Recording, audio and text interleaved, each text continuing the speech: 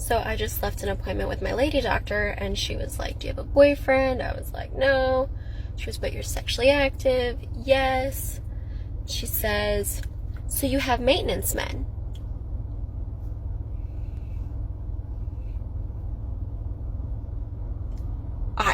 Well, yeah. I have maintenance men.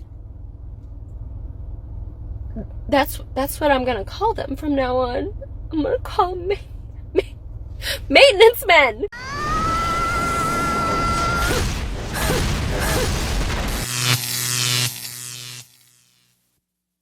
Welcome, brothers.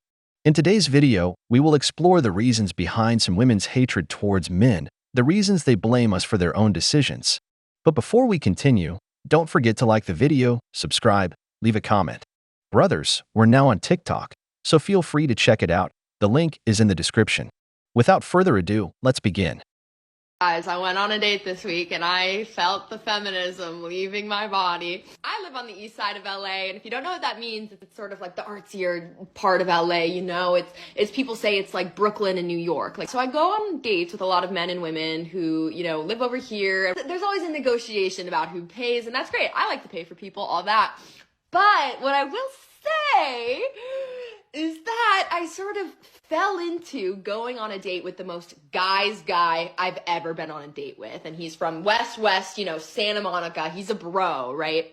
A guy's guy is usually not my type. Like, I cannot remember the last time that I went on a date with like a straight bro, you know what I'm saying? But it befell me. It befell me in an organic fashion. So I'm on this date with this guy, and the thing about a guy's guy is he's putting his card down. He's paying for everything. And I really it sort of activated something feral in me, I'm not gonna lie. We went to like another bar, and he was gonna go to the bathroom, so I was getting prepared to pay for our drinks because he's been paying all night. Of course I'm gonna pay for the next round. But as he's going to leave for the bathroom, he turns to me and he hands me his credit card and he goes, here's my card, get us whatever. It might be time for me to get away from all these, you know, liberal snowflakes on the east side. Brothers, I want you to notice how a woman changes when she's with a man connected to his masculine energy. When a man with high masculine energy is present, it makes the woman connect with her feminine side. This is what happened with this woman. She plays both sides, but being with this man, she felt like a woman. She felt like she was in the place where she belongs, and it made her feel different. This man was a game changer for her. Notice how she says, I'm used to paying, but he covered everything. He treated me like a lady.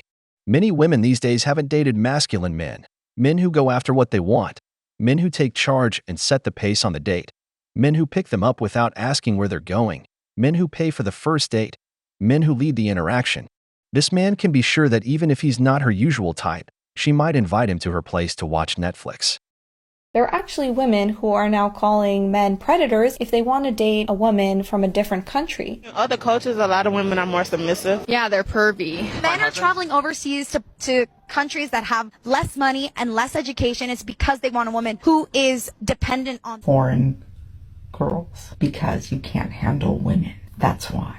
And this whole thing is so offensive and ignorant because basically what they're saying is that if a woman is not from the US and she's not woke, then she is uneducated, she doesn't have opinions of her own, and she can't be outspoken, and that's why men go for her. So the Western women think they are superior because they are empowered and awake, right? It's the women from other countries who are educated and can be just as outspoken and have opinions and actually can still look normal, which a lot of people here in the US seem to struggle with.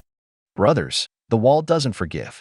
Many women insult foreign women, saying they lack education, are submissive, only in it for the money, among other things. But what I see is pure envy, brothers. Yes, pure envy. You know what hurts them, brothers? Seeing the man they likely rejected, the simp they didn't want, now with a more beautiful foreign woman, with kids and a good family, while they're alone with a cat. That hurts. Moreover, many of these women have careers in their home countries with higher education, while many here struggle to finish high school well. They want to demean a woman just because she's from a poorer country. Brothers, if you have the opportunity to date a woman abroad, don't miss it, because it's a total game changer. This woman, she already had some kind of masculine features, like deeper voice, deeper whatever. She decided to be a man because she wanted to see how men were treated. Not sex change, an experiment. She ended up killing herself after like a year and a half of this because she said she was treated so horribly by women that she couldn't even believe that this is how men lived. And I was like, no fucking way. But I can see it. I can see that you guys don't speak up. You don't say the things that we need to hear because you want to love us, you want to support us, you want to be there for us, but you guys are supposed to be, you're supposed to be the strong one. Yeah. You're supposed to be these things, and yet we've been fighting to be your equal, fighting to be the alpha, fighting to be, and out of kindness you guys are stepping back, but it's a losing war for both of us. Everything is about equality until they say it's time to go to war. Suddenly, nobody is a man. This is the problem with equality. Equality only exists when it benefits me. When it harms me, I no longer want equality. That woman lived as a man for about a year, and it went so wrong that it led her to depression. Most men are adapted to solitude. A man knows he is born without inherent value, while a woman is born with social value. For a man, solitude is his friend. For a woman, it's her enemy because they see that they now take more antidepressants than ever. They can't handle this loneliness. That's why I never buy into the story that women are happier single when we see so many videos proving the opposite. Men are happy. A man focuses on working on himself, gets used to life's blows, gets up every day for a new round, but keeps standing without collapsing. Even though there are tough days sometimes, he stays strong. But women don't. That's why that woman couldn't endure the pressure of being a man for just 1 year and the mistreatment from other women. Hey friends, back at it again with my 7th TikTok in the series where I talk about the most common misogynistic arguments made by men and how to debunk them. Today, the category is, you're just another toxic feminist.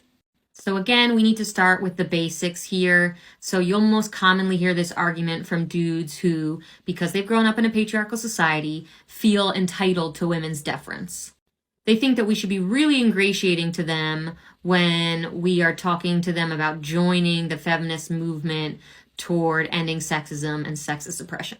And I've already talked at length in other videos about the absurdity of the idea that women should be nice to those who participate in or perpetuate the systems that disproportionately result in our discrimination, abuse, rape, and murder. Expecting this niceness is both about patriarchal gender role expectations and also just about their bruised, fragile little egos. So many dudes are so used to centering their own wants and needs that they cannot or will not try to understand women's well-placed anger after millennia of marginalization. And you know they are fragile when they are getting upset in my comments about being called ding-dongs. Like, ding-dongs? Are you for real, my dudes? You could never make it in the world as a woman if that's the kind of stuff that upsets you. The other piece to consider is that men who talk about toxic feminism often talk about how the modern movement is about dominating men and not just achieving an equitable playing field. They do this because they're panicking about losing their positions that have been given to them as a result of male privilege and not been earned. And as they see women participating in traditionally male-dominated spaces, they begin to get scared because they think we're going to treat them exactly as they've treated us. The other thing we need to discuss here is the idea of toxic femininity that men often bring up. This is not to be confused with toxic feminism, and I'm going to do that in a standalone part 2, so check it out. Have you noticed that when people talk, they only mention the topic without providing any substance or supporting text to reinforce the theme they're discussing? In the end, it feels like you listen to a speech where the only thing you understand is the main title.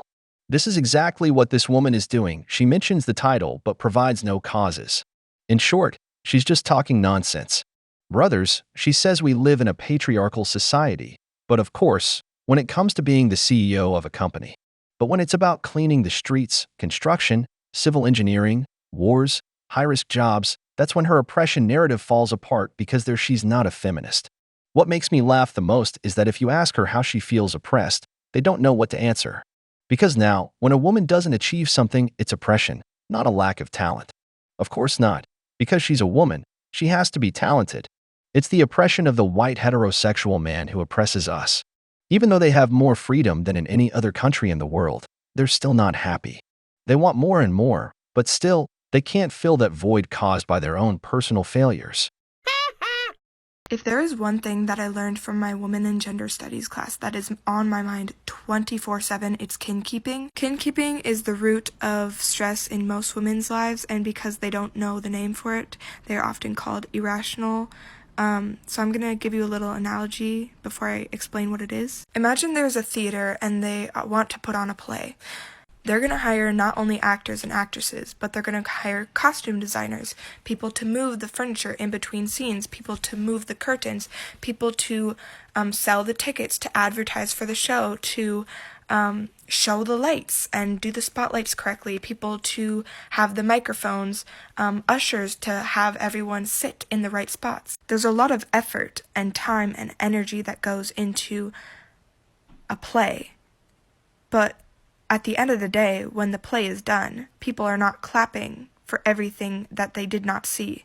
They're clapping for the actors and actresses that they witnessed. In this analogy, the men are the actors and actresses, and the women are the people who go unseen. During the holidays, there's a lot of cooking and cleaning and planning and organizing and wrapping of paper and remembering of dates, but a lot of it goes unnoticed because the whole role of this job is to be invisible and to perform convenience for everyone, to put on a show.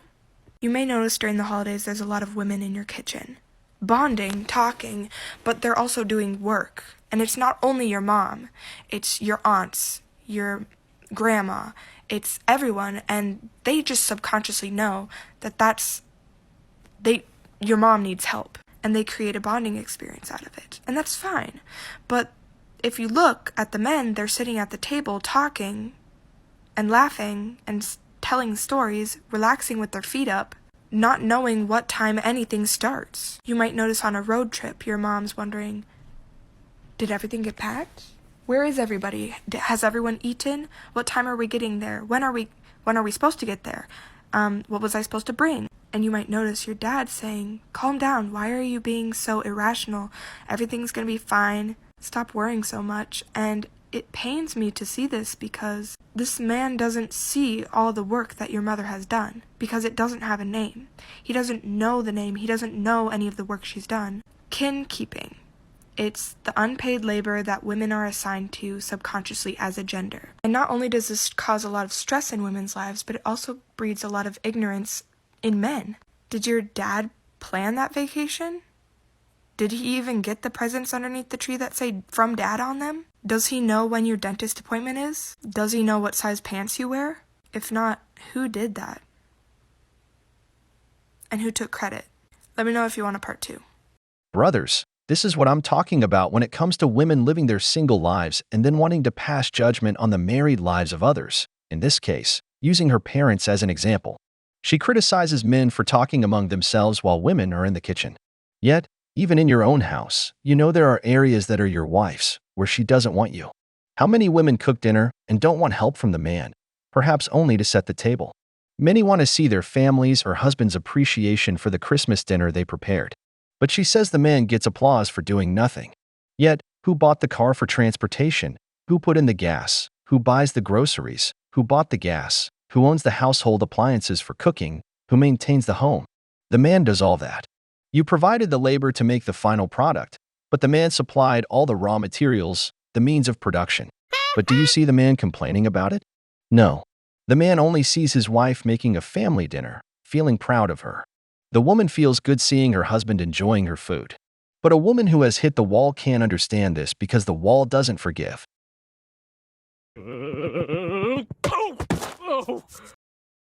We've reached the end of the video, but before we go, the questions are for you. What do you think about women making the Christmas dinner? What do you think about these women who criticize foreigners? If you enjoyed the video, make sure to give it a thumbs up, subscribe to the channel, and hit the notification bell. Your support means the world to us and motivates us to create more content. Stay tuned for the next exciting video from The Wall.